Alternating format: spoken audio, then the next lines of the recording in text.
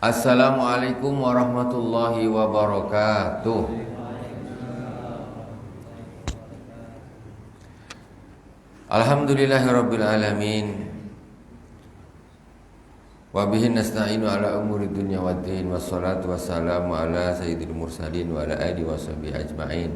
Subhanaka la ilma lana illa ma 'allamtana innaka antal alimul hakim. Rabbi israh li sadri wa yassir li amri wahlul 'uqdatam min lisani yafqahu qawli. Allahumma shalli ala sayyidina Muhammadin al-Fatih lima ughliq wal khatimi lima sabaqa an-nasiril haqqi bil haqq wal hadi ila siratikal mustaqim wa ala alihi haqqa qadrihi wa miqdarihil azim. Ila hadratin Nabil Mustafa Muhammadin sallallahu alaihi wasallam wa jami' ikhwani min al-anbiya wal mursalin wa sahabati wa tabi'in wa tabi'it tabi'in wa jumhur ulama wal awliya was salihin wa jami' masyayikhina fid din, khususan Abuya Sayyid Muhammad bin Alawi Al-Malik Al-Hasani wa Abuya Sayyid Ahmad bin Sayyid Muhammad Al-Malik Al-Hasani amaddanallahu bimadadihim wa qada alaina min barakatihim wa anwarihim wa ulumihim fid dini wad dunya wal akhirati bisirril Fatihah. A'udzu billahi minasy syaithanir rajim. Bismillahirrahmanirrahim. Alhamdulillahi rabbil alamin. Ar-Rahmanir-Rahim. Maliki yaumiddin. Iyyaka na'budu wa iyyaka nasta'in. Ihdinas siratal mustaqim. Siratal ladzina an'amta 'alaihim ghairil maghdubi 'alaihim waladdallin. Amin. Wasal ila Sayyidina Imam Sayyid Abdullah bin Alawi Al-Haddad Sahib Risalatil Mu'awanah, Sayyid pengarang kitab Risalatul Mu'awanah ini syekhnya. Amaddanallahu bimadadihi wa afadha alaina bi barakati wa anwari wa ulumi fid dini wa dunya wal akhirati bi sirril Fatihah. A'udzu billahi minasy syaithanir rajim. Bismillahirrahmanirrahim. Alhamdulillahi rabbil alamin. Ar-Rahmanir-Rahim. Maliki yaumiddin. Iyyaka na'budu wa iyyaka nasta'in. Ihdinas siratal mustaqim. Siratal ladzina an'amta 'alaihim ghairil maghdubi 'alaihim waladdallin. Amin. Bismillahirrahmanirrahim. Qala Sayyid Abdullah bin Alawi Al-Haddad fi kitab Risalatil Mu'awanah wa minha an ta'lama min hali insanin annahu yaqsidu bi silatihi idlalak an sabilillah bi musa'adatihi ala batilin aw tarki haqqin. Wa min hadzal qabil ma ya'khudhu al-qadi wal 'amil wa ghairuhuma min wulatil umur min al-khasmain aw ahadima idza tarafa'a ilaihim wa hadha huwa ar-rasa al-muharram. Ini kemarin kita sampai di pembahasan tentang kapan kita menerima pemberian orang, kapan kita menolak pemberian orang. Nah, cuma ada kalau kita orang biasa baru orang kampung kita bilang rezeki jangan ditolak, nah, kan gitu. Itu kan bahasa umum saja, tapi tengok-tengok juga. Nah, itu bahasa secara umum, tetapi di situ ada pengecualian-pengecualian. Yang mana apabila diberi tidak harus diterima dan tidak wajib dan kadang harus ditolak. Kemarin kita sudah membahas beberapa yang harus kita tolak. Yang pertama yaitu pemberian yang kita tahu ini haram nih, atau kita hampir yakin kalau ini dari yang haram, ada tanda-tandanya, ya, barang yang diberikan kepada kita ini. Dan kemudian yang kedua, orang yang memberi itu adalah orang yang zalim.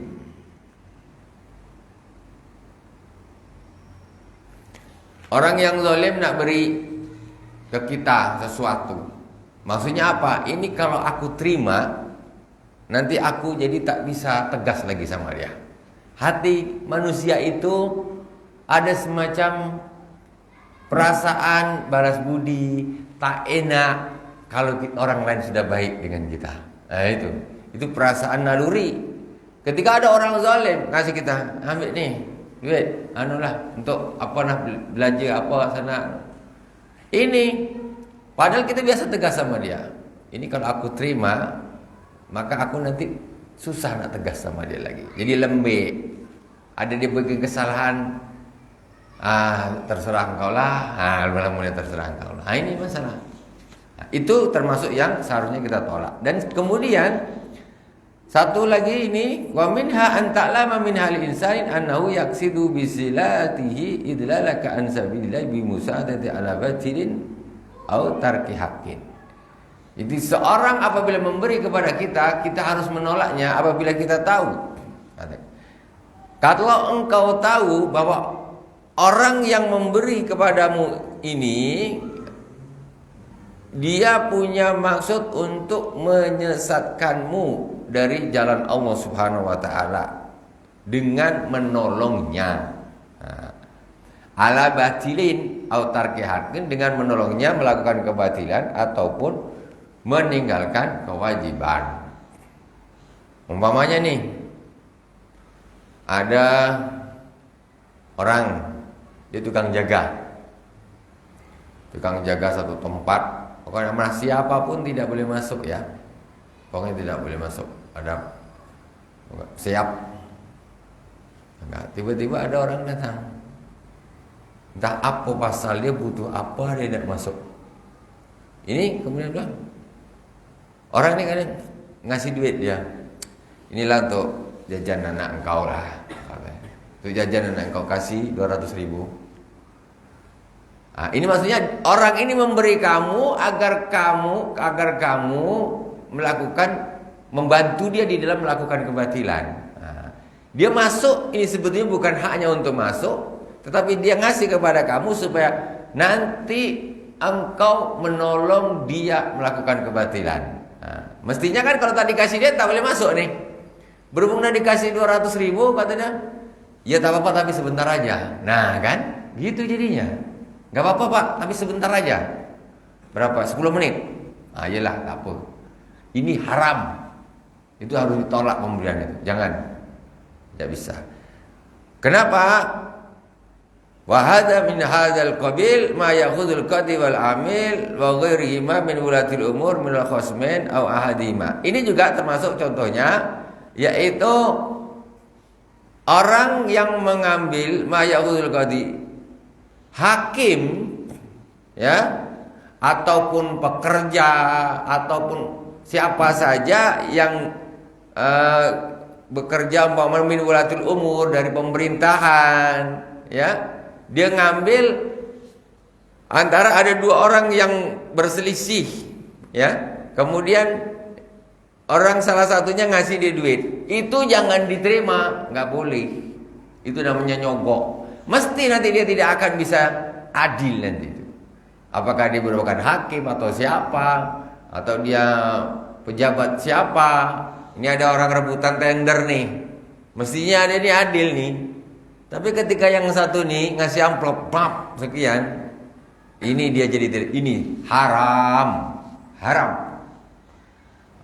Kalau bapak-bapak jadi pemerintah, ini ada pas tender gini, kok menerima dari salah satu pengikut tender ini supaya nanti proyek itu masuk ke sana, itu duit haram. Tak bagus untuk perut anak, cucu, bini, semua tak bagus, haram.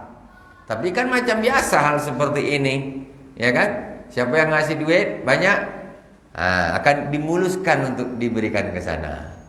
Kalau sana ngasih 10%, sana 15%, ambil engkau. Apa tak sogok? Itu namanya sogok, itu namanya riswah. Tak boleh, haram, duitnya haram, berlakunya haram. Yang repot kita sekarang sudah di zaman yang mana riswah itu dianggap satu hal yang biasa, yang bukan haram. Zaman sekarang ini yang bilang haram itu cuma kalau nyuri ayam itu haram. Itu saja tinggal sekarang nih. Atau dengan beberapa hal yang sudah jelas-jelas gitu. Ada tong masjid dicuri, itu haram. Itu. Tapi kalau model songgok menyogok, amplop mengamplop, ini sudah dianggap biasa. Kotak amal isi tarik dapat 100.000, nyongkel dia susah, ya kan? Kadang ambil satu-satu, itu dapat 100.000, mungkin 200. Ini tender bro, M atau ratusan juta sekali amplop, maaf tebal amplop segini, apa tak senang? Ini haram, sama juga dengan harta benda curi, ya sama. Itu saya sudah bilang kemarin, justru ini lebih parah dosanya daripada pencuri. Pencuri itu cuma hukumannya potong tangan. Kalau ini neraka jahanam. Ya, apa tidak? Dia zalim, luar biasa. Tuh.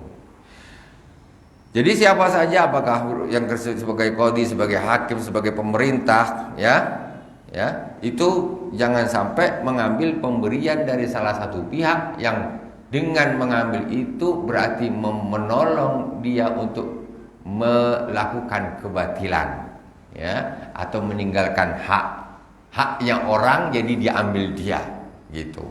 Atau dia punya kewajiban nih, dia punya kewajiban ini, sesuatu kewajiban yang harus dia lakukan. Tapi kong kali kong dengan yang tukang absen atau apa, inilah duit untuk apa?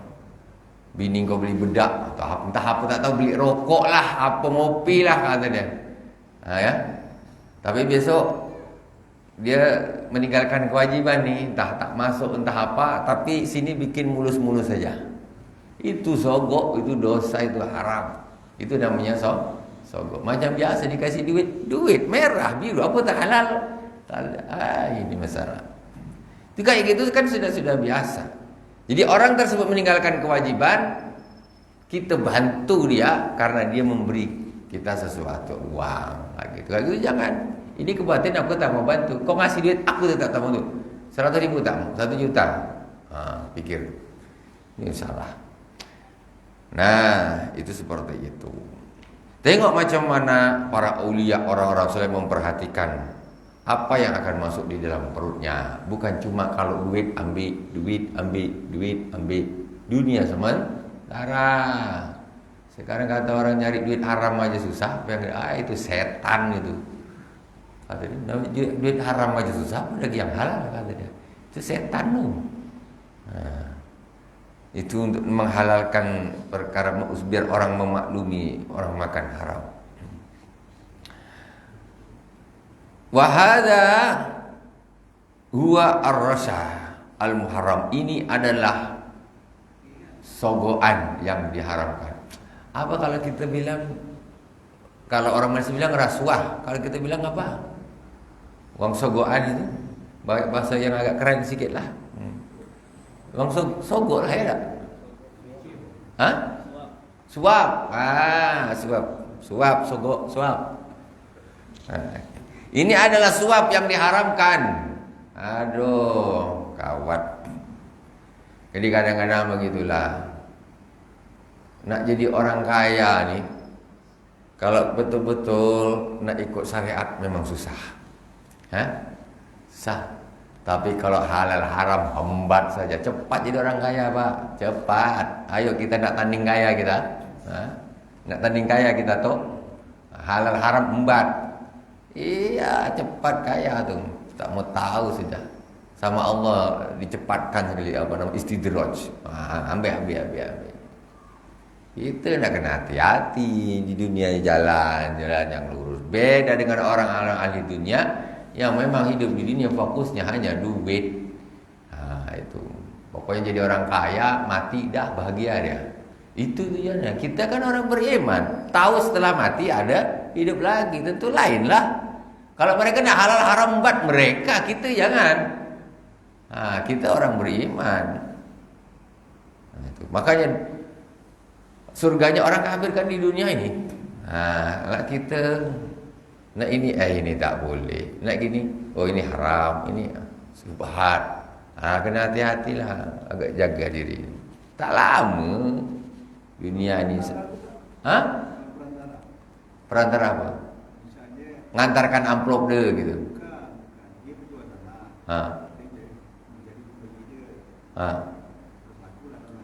Kalau dia transparan boleh. Transparan dia tak ada tipu-tipu, boleh. Ini kau dari kau 1 juta ya, nanti aku jual segini, harga segini ini untuk aku. Iyalah, ambillah kau. Transparan. Tapi kalau dia 100 juta dia jual 130 udah laku 100 kata dia kan. Ini dia tak ada cakap, tak ada apa. Dia hembat dia. Tidak ada transparansi. Namanya dia harus transparan. Jadi nanti ini aku naikkan harganya nih. Jadi lebihnya untuk aku naikkan sekian. Terserah kau lah, pokok aku. Sudah, itu namanya transparan. Kalau tak transparan, ini tak boleh, tipu-tipu namanya dia. Kawan tuh ngasih harga 100, dia jual 200 juta senyap. Habis itu katanya, makasihlah, dikasih dia lagi 10 juta sama yang punya tanah. Tadi kan, engkau dah untung banyak, dikasih lagi 10 juta kan. Dengan gitu. Jadi semuanya akad tuh harus jelas. Ya, nanti dari yang beli sana masih dikasih bonus lagi, terima kasih lah, aku beri bonus, banyak dapat duit. Yang dia sendiri ngakal dapat, yang dikasih yang jual tanah dapat, yang beli tanah pun ngasih bonus. Mintalah bonus lah sikit, kan? Minta lagi sana, tarik sana, tarik sini, kenyang lah, gemuk lah. Baik gitu, transparan. Rasulullah SAW kalau jual beli transparan, tidak ada yang ditutup-tutupi. Tak bagus, cacat, bilang cacat ini. Ini tak bagus dibilang bagus. Haram jadinya itu. Jadinya haram. Wa hadha wa ar-rasa al-muharram wa lahu tatimmat madhkura fi mawaddiha fa alayka birraddi fi jami' hadhil masail al-madhkurah. Dan nanti pembahasan ini nanti ada pembahasan sebagai kesimpulan nanti ya. Nanti di tempatnya masing-masing ada kesimpulannya, nanti penjelasannya. Fa alaika birraddi fi jami' hadhil masail madhkurah, maka wajib bagimu untuk menolak pemberian-pemberian yang telah tersebut di atas. Wajib. Kalau tak gitu entahlah. Tak gunalah kita ngaji ni. Itu namanya ilmu yang bermanfaat. Bedanya orang yang berilmu sama yang tidak. Jadi banyak orang makan barang haram karena tak punya ilmu. Bukan dia tak takut haram, dia takut haram nih. Tapi karena dia tidak tahu ilmunya, makanya dia makan dia gitu. Kalau dia tahu, ini tak boleh haram, ini tak boleh haram, tadi makan. Tapi kalau dia tak tahu, wa man lam ya'rifis sarra yaqa'u fi, kata Sayyidina Ali. Barang siapa yang tidak mengetahui satu kejelekan, maka dia akan terjatuh ke dalamnya. Dikira dia itu baik, ternyata tak baik, ternyata haram. Itu. Wahdar an tad'u ala nafsika aw ala waladika aw ala malik aw ala ahadin minal muslimin wa in zalamak. Kita ganti bab pembahasan. Nasihat berikutnya dari Al-Imam As-Sayyid Abdullah bin Ali Al-Haddad. Hati-hatilah, janganlah engkau mendoakan jelek untuk dirimu. Jangan kau mendoakan jelek untuk anakmu, ataupun untuk hartamu, ataupun kepada salah seorang muslimin. Wa in zalamaka, walaupun dia menzalimimu. Waduh, orang bikin zalim sama kita, jangan kau doakan jelek. Apalagi itu anakmu, apalagi itu dirimu sendiri. Dia berlaku zalim, langsung dia doa jelek. Mampuslah aku, kata dia. Doa sama Allah, atau ya Allah aku minta jelek, doa jelek. Atau untuk anaknya, ibu-ibu marah bukan main, anaknya degil umpamanya kan. Naudzubillah. Didoakan ya kau, engkau tak selamat kau nak, kata dia. Jangan. Atau kepada hartamu. Hartamu karena mungkin dia ada usaha, umpamanya tidak untung. Akhirnya dia doa untuk harta dia. Biarlah hancur semua, sudahlah harta aku nih, miskin lagi. Gitu doa dia. Jangan. Wa in zalamaka, atau siapapun orang muslim yang telah menzolimimu, jangan kau doakan jelek. Fa inna man da'ala man zalamau faqad intasara. Wa bil khabar la tad'u ala anfusikum wala ala auladikum wala ala amwalikum la tuwafiqu minallahi sa'atan ijabah. Sesungguhnya barang siapa yang mendoakan orang yang menzolimi dirinya, maka sungguhnya faqad intasara, maka sungguh orang menzalimimu itu telah menang. Maksudnya jadinya gimana? Jadi bukan malah imbang. Mestinya kalau kita tak doa macam-macam, kita yang menang nih. Maksudnya dia zalimi saya, berarti saya sabar, saya dapat pahala, diangkat derajatnya. Dia zalim, dia dosa, tapi kita balas kita. Jadi doa jelek itu seperti balas dendam. Sekarang orang dizalimi orang, datang dia ke rumah, hajar, dosa tak? Yang langsung tak terbangun orang itu. Dosa apa tidak? Dosa lah. Terus balas dendam tak dosa? Dosa. Lebih halus dari itu mendoakan jelek itu. Dikiaskan sama seperti kayak gitu. Jadi biar posisi 1-0, sana yang salah, kita yang benar. Sudah. Tapi ketika kita balas dendam, pergi ke rumah kita hajar, satu-satu, salah-salah di kita menjadi kalah. Jadinya dosanya lebih 2 kali lipat. Jadinya dia 2, kita 1. Maksudnya begitu. Jadi sampai kepada tahap berdoa pun jangan didoakan, sudah pasrahkan sama Allah Subhanahu wa taala. Dah itu mentok sudah. Fa jazaa'u sayyi'atin sayyi'atun misluha. Jadi balasan orang yang berlaku jelek, maka jelek untuknya, kejelekan untuk dirinya. Sudah, orang jelek akan dibalas jelek. Kita tak usah balas dendam, penat. Orang balas dendam itu bodoh. Karena menghabiskan energi, menghabiskan otak, belum tentu dia menang. Coba ada orang balas dendam, pagi dia balas dendam katanya, tak terima dia. Nomor 1, pikirannya, tenaganya, semuanya terforsir untuk hal tersebut. Kedua, ketika dia nak balas dendam di sana, dia ketemu, belum tentu dia menang juga. Balas dendam kalah lagi kan bisa, Pak? Bisa kan? Bisa. Jadi dah dosa, kalah lagi. Apa untungnya? Tak usah balas dendam. Bahkan di sini doakan jelek aja pun jangan. Apa tak mulia akhlaknya para aulia? Rasulullah juga tak mau dia doa-doa jelek sama orang-orang yang menzaliminya. Ini akhlak-akhlak Rasulullah SAW. Jadi ketika orang zalim, ya sudah, biarkan. Itu Allah semua nanti urusannya. Kita tak usah ikut capek-capek mikirin dia, balas dendam dia. Kurang-kurang kerjaan namanya. Jadi banyak orang susah karena mikirin dendam.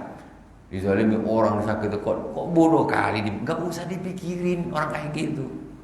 Yang memenuhi hati kita, kasihan, biar dialah, itu Allah punya pasal, nanti dia Allah yang balas. Ya kita tak usah balas, santai aja dulu, santai aja. Yang sana masih dabruk, kita santai, aku tak ada urusan dengan engkau diurus sama Allah Subhanahu wa taala. Selesai, kan enak hidup kita, santai. Itu. Jadi kalau di sini sampai tahap doakan jelek pun jangan, ya. La tadu ala anfusikum wala ala auladikum, jangan kau doa jelek untuk diri-diri kalian dan juga untuk anak-anak kalian, wala ala amwalikum, dan jangan doa jelek untuk harta-harta kalian. La tuwafiqu minallahi sa'atan ijabah. Jadi jangan sampai pas kamu berdoa itu nanti bertepatan dengan waktu yang mustajab. Apapun doa itu tak tahu kita. Siang malamnya ada waktu-waktu mustajab. Ketika pas didoakan jelek mustajab, hancurlah si anak, hancurlah si hartanya, hancurlah dirinya tadi ketika sudah terlepas doa jelek, pas waktu ijabah zub langsung disambut, diterima. Selama-lama anak sendiri hidup tak akan bahagia di dunia dan mungkin bahkan di akhirat. Nah, itu seperti itu. Rugi, sudahlah, tahan di sana. Kadang-kadang orang ini geram. Nah, ini. Tapi namanya orang, itulah bedanya kita. Ketika kita belajar, kita tengok akhlak-akhlaknya yang luar biasa seperti ini. Nah, gitu. Paling enak hidup itu tak usah mikirin dendam, itu paling enak. Tenang, santai. Ngotor-ngotorin hati saja. Ya, menat-menatin hati. Wa iyyaka an tu'dhi musliman au tasubbu bighairi haqqin faqad qala alaihi salatu wassalam man adza musliman faqad adzani wa man adzani faqad adza Allah. Janganlah engkau menyakiti seorang muslim au tasubbu bighairi haqq, atau kau cela dia, kau hina dia tanpa kebenaran. Pokok kau celah dia, kau apa dia, asal aja, sembarangan.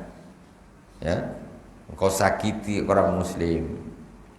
Faqad qala alaihi salatu wasallam man adza musliman faqad adzani. Rasulullah sallallahu alaihi wasallam bersabda, barang siapa yang menyakiti seorang muslim, maka sungguh dia telah menyakitiku. Tengok macam mana Rasulullah dengan umatnya. Ada satu umatnya disakiti. Siapa yang nyakiti satu orang muslim, dia berarti menyakiti aku, kata Rasulullah. Faman adzani faqad adzallah. Barang siapa yang menyakiti aku, berarti dia menyakiti Allah Subhanahu wa taala. Jadi hakikatnya kita ini kalau menyakiti orang muslim, naudzubillah, jangan kita lah. Kalau ada seorang menyakiti seorang muslim, itu berarti dia menyakiti Rasulullah, berarti dia menyakiti Allah Subhanahu wa taala. Kenapa kok nyakiti Rasulullah? Karena orang muslim itu umatnya Rasulullah, pengikutnya Rasulullah. Bapak punya pengikut banyak, ABK banyak, disakiti orang, sakit tidak kita. Punya anak banyak, anaknya ditumbuk orang, dipukul orang, kita tentu sakit. Rasulullah dengan umatnya juga cinta. Ketika ada umatnya satu disakiti, berarti menyakiti Rasulullah sallallahu alaihi wasallam.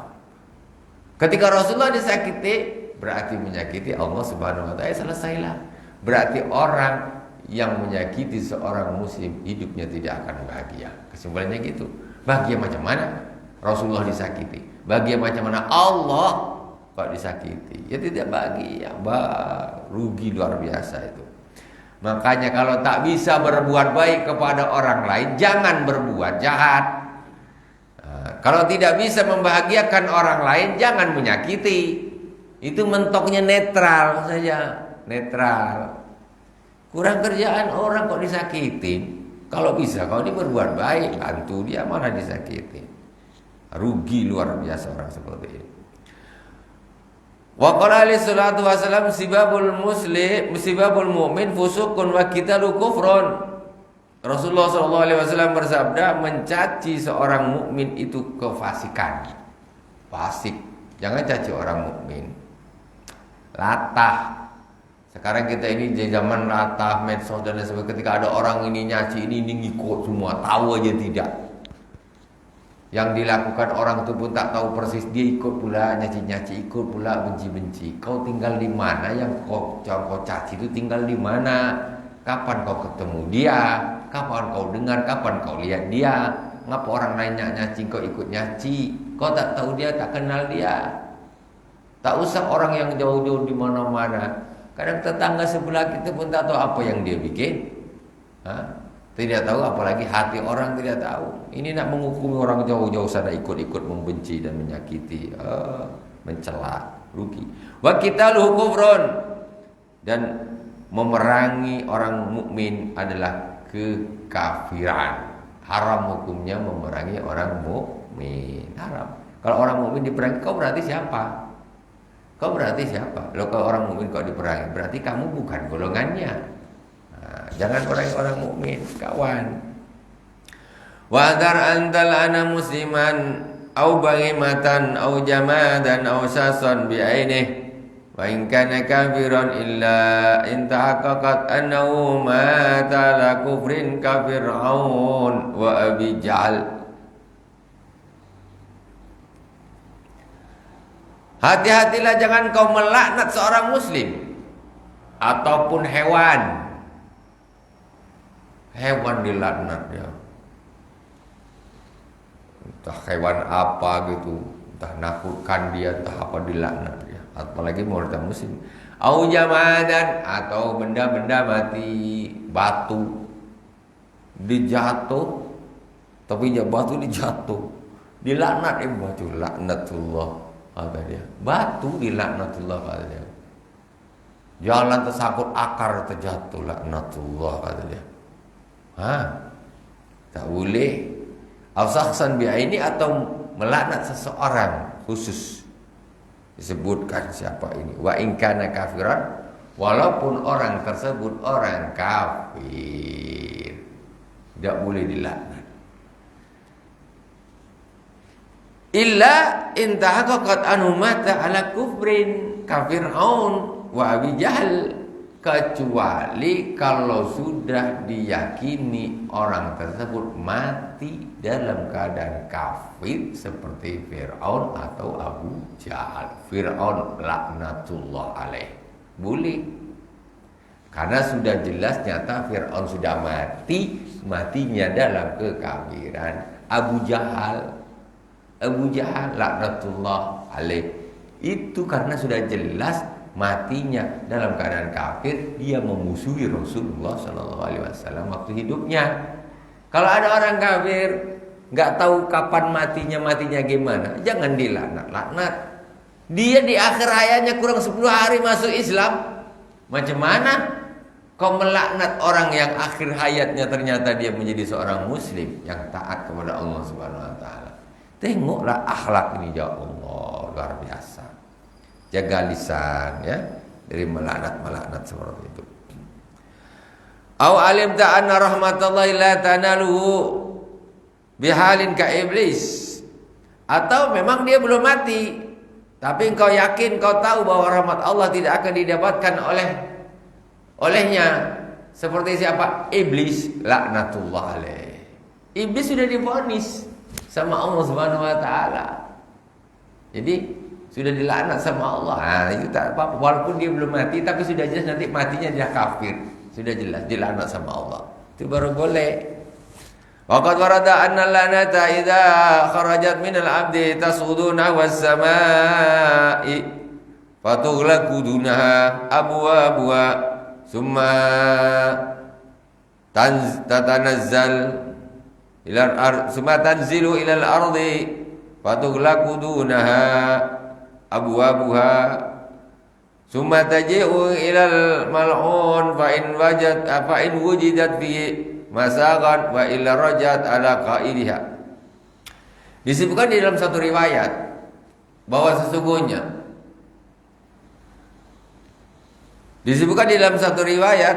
sesungguhnya anak laknat itu ketika keluar dari seorang hamba, maksudnya seorang hamba mengucapkan laknat. Tas'udu nahwas sama, maka laknat itu akan naik ke langit. Laknatnya tadi naik ke langit. Fatughlaqu dunaha abwaaba, kemudian langit menutup pintunya. Tidak boleh naik ke atas, tutup pintunya. Kemudian sumatan zulilal ard, laknat tersebut turun ke bumi. Bumi pun tidak mau dilaknat. Fatughlaqu dunaha abwaaba. Biar laknat itu tak usah masuk ke bumi.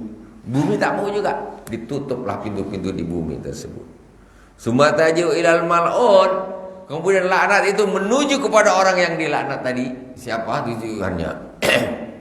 Fa in wujidat masakan wa illa raj'at ala qaila. Kalau memang setelah menuju kepada orang yang dilaknat tadi, kok memang betul orang tersebut berhak untuk dilaknat, ya dia berhenti di situ. Kalau tidak rajat ala qaila, maka laknat itu akan kembali kepada orang yang melaknat tersebut. Hati-hati laknat.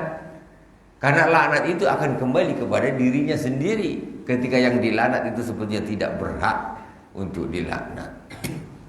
Pergi ke langit-langit tak mau, pergi ke bumi-bumi tak mau, pergi ke orang yang dilaknat, ternyata dia tidak berauti dilaknat, kembalilah dia kepada orang yang melaknat. Kalau dah kena laknat, berarti kena laknat sendiri. Na'udzubillah summa na'udzubillah. Itulah betapa pentingnya kita menjaga lisan kita, ya, di dalam bergaul dengan sesama kaum muslimin, saudara, bahkan sesama, bahkan di sini dengan batu, dengan tumbuhan, ya, itu pun tidak sembarangan.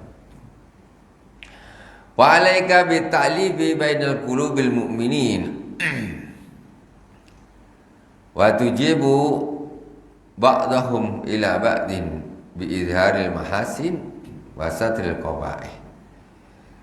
Dan hendaklah engkau menyambungkan hati-hati orang yang beriman. Wa tujibu ba'dhum ba'da bi izharil mahasin. Jadi kita ni punya kawan banyak orang-orang beriman, ya, maka malah supaya bisa akrab gitu, orang beriman ni biar akrab lah, ayolah kita gini mengakrabkan. Ya, jangan orang beriman ni sendiri-sendiri, komplek A nomor 1, 2, 3, 4, 5, udah masing-masing hidup. Tak ada takliful qulub dalam satu komplek tu, tak ada, tak kenal. Orang rumah sebelah Mika tu siapa nama? Entah, aku tak tahu katanya. Tak, rumah sebelah rumah engkau tu, kau komplek A nomor 14, yang nomor 15 aku tak tahu. Entah nampak dia tak kerja di PT tak mana. Itulah masalahnya.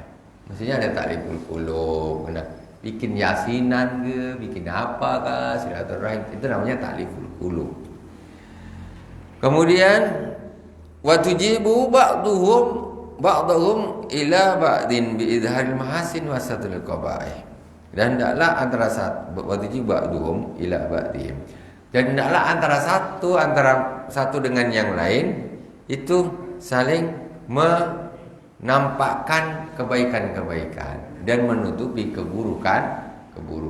Kebaikan orang lain enggak apa-apa diceritakan biar orang tahu dia itu baik. Ya, kemudian kejelekan orang ditutupi. Sekarang kita ini kebalikan, kita jadi manusia ini kadang sukanya menceritakan kejelekan orang lain, menutupi kebaikan orang lain. Tak mau orang lain nampak bagus. Dia berlaku bagus, diamin aja. Biar aku ni nampak lebih bagus daripada dia. Orang-orang tu berlaku bagus, dia tak mau cerita. Orang lain infaknya lebih banyak dari dia tak mau ceritakan. Biar nanti orang tu taunya dialah yang paling banyak infaknya, dan lain sebagainya. Tapi begitu kejelekan orang diceritakan oleh dia, supaya orang lain nampak lebih jelek, dia nampak lebih bagus. Na'udzubillah summa na'udzubillah. Semoga Allah berikan taufik hidayah dan inayahnya kepada kita agar kita bisa berakhlak seperti akhlak-akhlak para anbiya wal mursalin, para aulia wassalihin. Alhamdulillahirabbil alamin. Subhanakallahumma wa bihamdik asyhadu an la ilaha illa anta astaghfiruka wa atubu ilaik. Wa sallallahu ala sayyidina Muhammadin wa ala alihi washabbihi wa baraka wasallam. Alhamdulillahirabbil alamin. Wassalamualaikum warahmatullahi wabarakatuh.